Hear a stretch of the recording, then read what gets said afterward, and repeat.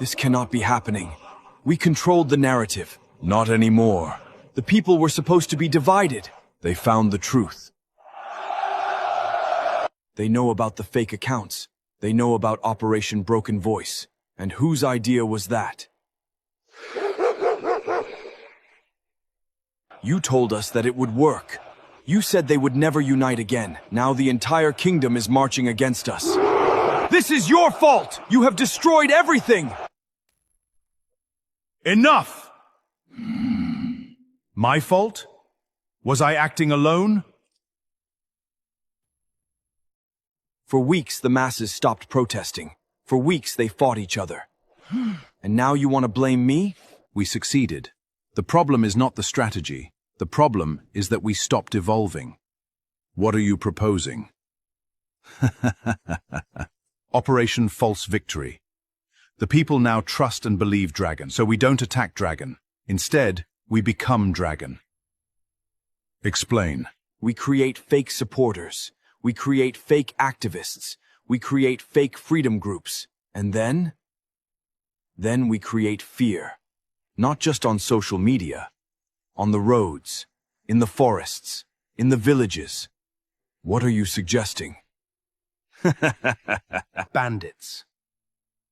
Bandits? Animals wearing Dragon's colors. Animals pretending to support Dragon. They attack travelers. They raid markets. They rob merchants. They terrorize villages. And the kingdom will think Dragon sent them? Exactly. Every crime will carry Dragon's symbol. Every attack will be blamed on his movement. Brilliant. Kukhona esingakufunda kulama cartoon oqeda kuwabona. Mhlambe sekukwesithathu ngikufakela le movie. Ngiyawabuka lama movie kakhulu mangithola ithuba. Ngoba kuningi izinto engizifundayo kakhulukazi ezithinta ipolitiki kulesikhathi esiphila kuso. Kusho insizwe ekuthiwa uNhlamulo ebulawa ngabantu ababetoyitoya ezwe le Mosel Bay, lene Mosel Bay. Kodwa iblame yaba kwi-March and March. Impela kwaba icampaign serious ku Facebook na ku Twitter nakuphi kuthiwa i-March and March uJacinta esho cha akuyona i-March and March abantu nje bomphakathi abahlangene bamasha bona kwalimala abafo ababili baseMozambique wasekushona uNhlamulo kwathiwa ubulawe ngoba engeyena umZulu kushiwe endaweni la abantu bakhona abakhuluma isiXhosa khona. uNhlamulo ofunda namaXhosa ofluent ekukhulumeni isiXhosa kodwa kwathiwa ubulawe ngoba engasikhuluma isiZulu. Uma uyizwile into ekhulunywa lapha ya kuleya video esiqale ngayo ukuthi bathi asenze icampaign. Into efuneka senze manje we must infiltrate it. Funa sikhande i-fake support. Bese sikhanda abantu abazoba ngongoma yayona lapha phakathi kuze yonke iblame izophenduka ingasa-blame isigama into enziwe labantu. Kule context engikhuluma ngayo yonke into engasiyenzeke ephuma eceleni izoblame uJacinta. Sesabona uPhakela uMthakathi ehlangene nopresident. Kwasuka abantu ebebehamba noPhakela uMthakathi baqamba amanga. Bathatha insizwa kwaNdlovu kwathiwa indodana kaPhakela uMthakathi le athe yena ayingenanga ukuze idibane nopresident izishuthe nanopresident. Abantu abaseduze noPhakela uMthakathi bathi indodana yakhe. Kokuvele kamuva ukuthi hayi lensizwe yakwaNdlovu. Ingakho ngithe angiqale ngale video ngoba kukhona esingakufunda. iMarch and March kubonakala ukuthi ikhula mawala ngoba akekho wayithatha serious mayiqala. Ekuqaleni kwathiwa ayiyafana nje neOperation Dudula izophelele emoyeni.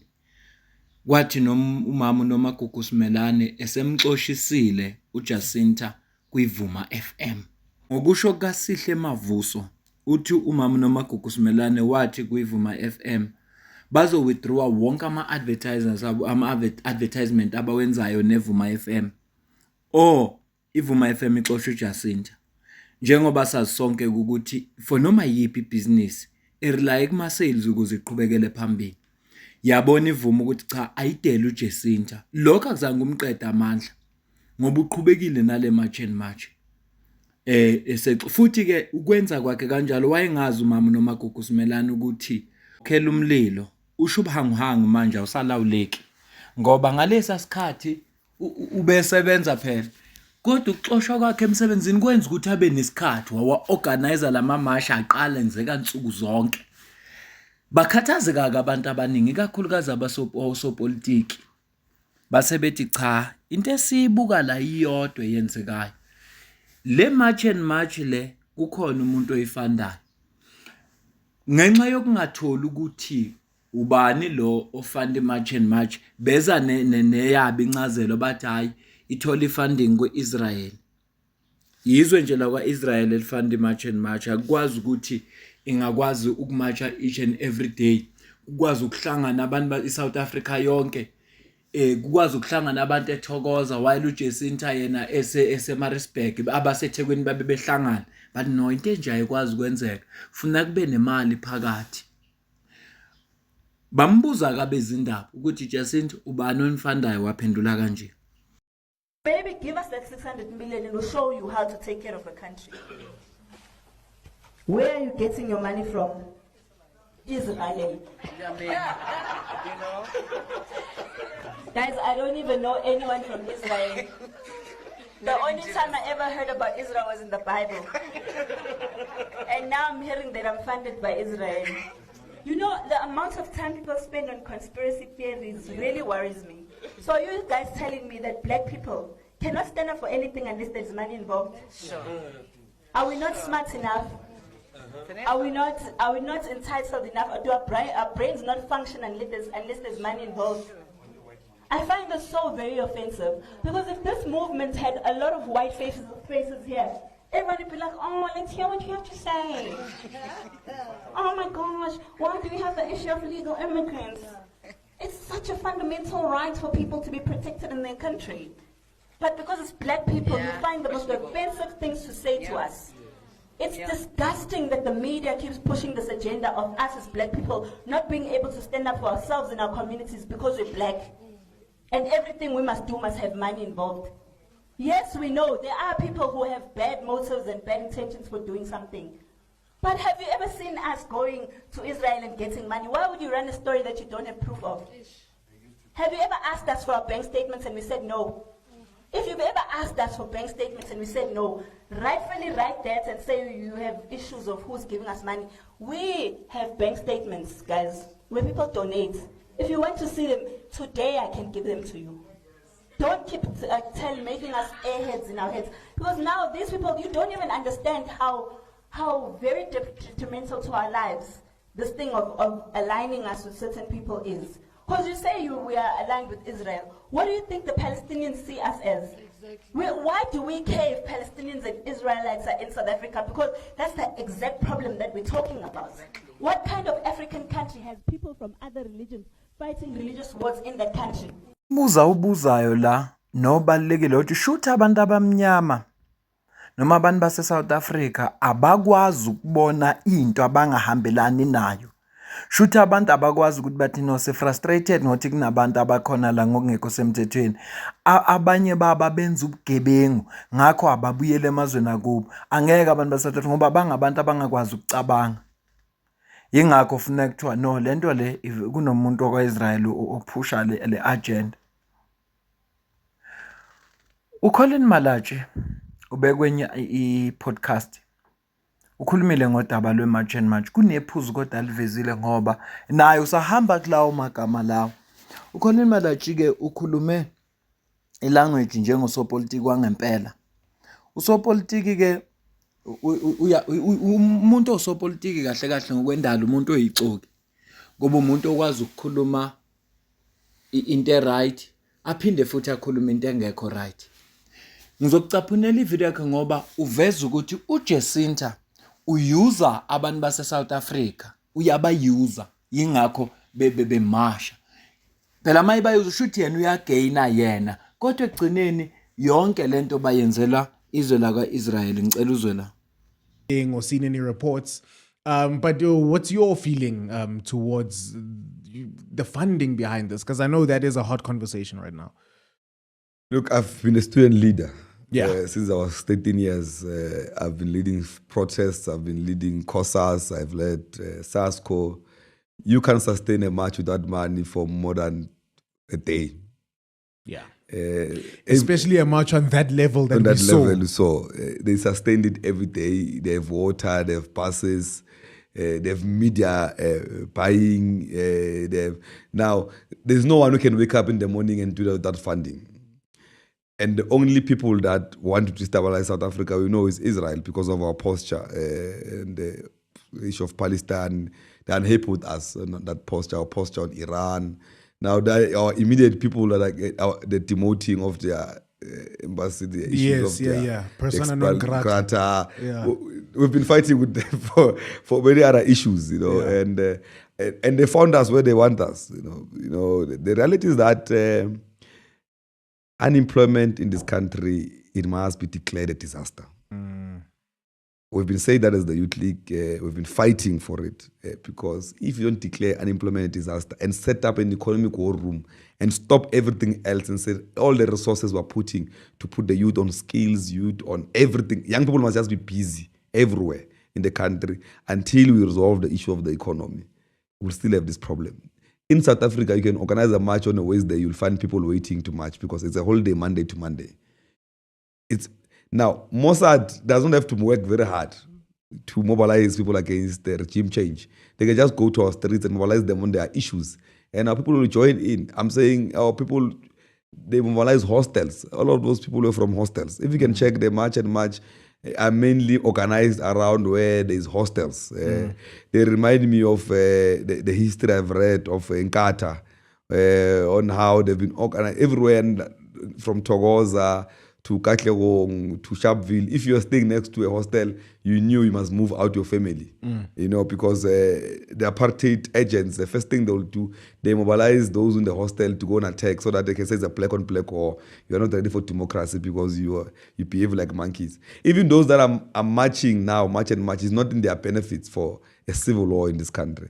Because immediately there's civil law in this country, the Mossad will come and take over the country. There will be 5 steps backwards. There are policies and everything else. Now, it's not about them, but they're utilized because it's easy to mobilize people who are poor against an agenda they don't know. This is interesting. Ngoba akekho nobufakazi, akekho ngempela osengavela athi nansi imali ephuma ku-Israel okuyiyona efanda imarch and march futhi imali engaka. Kodwa kukhulunywa zonke lezi zinto ngenxa yokuthi nje bayacabanga ukuthi izwe lingafisa ukuphazamisa iSouth Africa Israel ngenxa yokuthi iSouth Africa yafaka icala kwi-ICJ. Isona sizathu nje sikhona lesi esenza ukuthi ke makubonakala abantu baseSouth Africa bemasha kuba sengathi ukhona obasebenzisayo.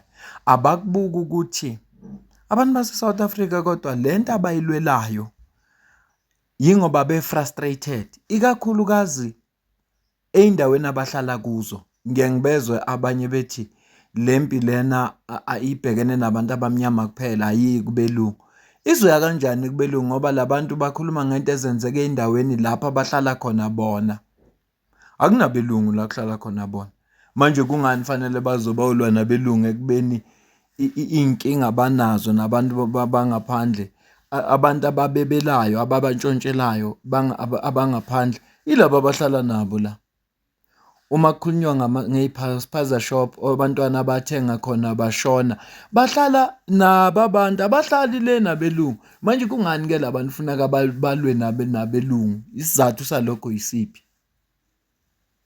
Ngoba phela abantu bamasha ey'ndaweni la abahlala khona bona nama-frustrations asey'ndaweni la abahlala khona. And ngiyazi ukuthi iy'nkinga ezisesilungwini neziselokishini nezisemakhaya indawo eziyi-3 ezehlukene ney'nkinga zakhona zinkinga ezehlukene. Uma elokishini beshoda ngamanzi, nase-suburb beshoda ngamanzi, nasemakhaya beshoda ngamanzi, izimo phakathi kwalabantu ayifani. Mhlawumbe owasesilungwini uyakhala ukushoda ngamanzi, ayahamba isikhathi esithize abuye ngesikhathi esithize. Owaselokishini uyahlala angabibikho amanzi sitalo kuze kugcine kufika i-watering can. Owasemakhaya ngifuna kuyikhuluma indaba yakhe. Angikaze ngayibona iVaterkan i-watering can kuthiwa iye emakhaya yohambisa amanzi. Kodwa kunephuzu alishilo Colin Malachi, ingakho ngithe ukuba sopolitiki kuyabheda oba funeka ukhuluma iqiniso ngapha uphinde ngoba manje ublame laba. Kodwa uveze iqiniso engeke sikwazi ukulibalekela. Ngicela uzwe la. Africa, the marches against immigration in our country were mainly focused in townships and some parts of towns where it's mainly dominated by black people. In the capitals, in areas where big economies are actively placed, in Centurion, in Centurion, Sandton, Sandton, yeah. it was not there. You know why it was not there? Because in South Africa, the issue is the issue of inequality that is affecting our people. Now, the black migrants who are poor stay in the township, whether legally or illegally.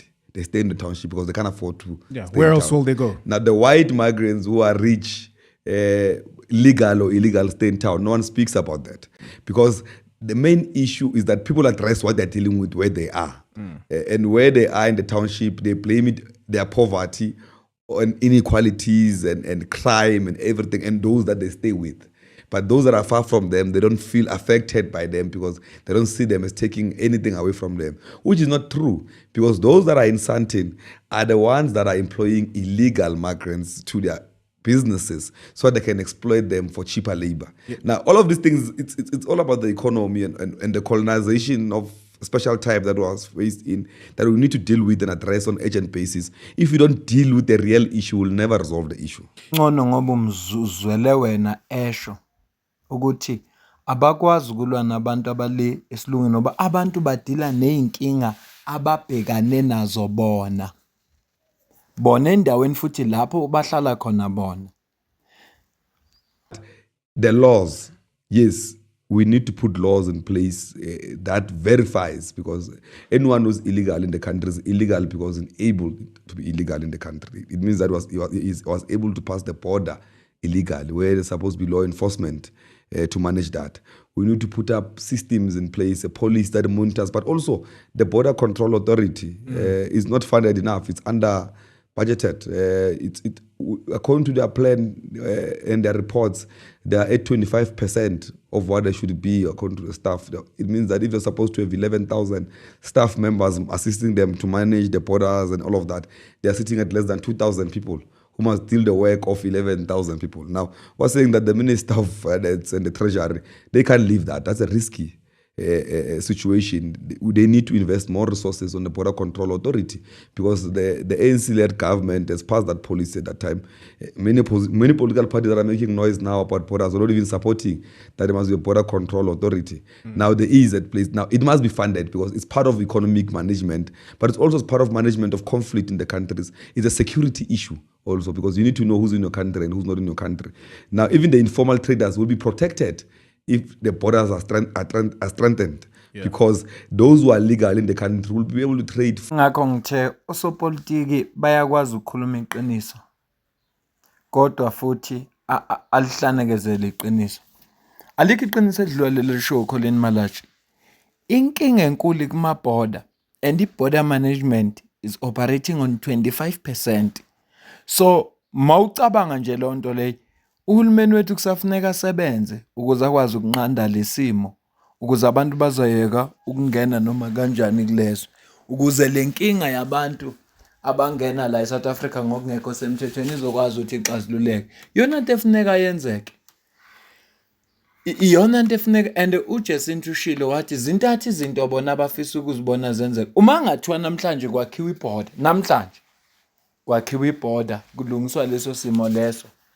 Then kulungisa indaba ye-border management, bona bazothi cha amamasha wami ngoba sesiyabona i-contains wayo. Kodwa indaba ethi kuthiwa abantu badeportwa abantu still kusavulekile ibhoda, kufanele ukuthi kuyadlalwa. Ngeke bona baze bayeke bazomasha up until ugovernment aqale akhe ibhoda. Iyona into abayishoyo. Ilento esho Colin Malachi ukuthi inkinga esinayo eSouth Africa, ibhoda akasinayo la eSouth Africa asinayo. Abantu bawela kalula. Ushilo uminister uDino Macpherson wathi akunalutho lapha. Abantu bayaziwelela nje kalula nje. Angiyibambe le video, ngicela ukuze ukuphola kwakho la comment section. Ngizwe wena ukuthi ubona kanjani lolu daba esiluxoxayo oluthinta imagine match. Kodwa ngale kwalokho mina nawe asidibane kwivideo elandelayo. Ngiyabonga kakhulu.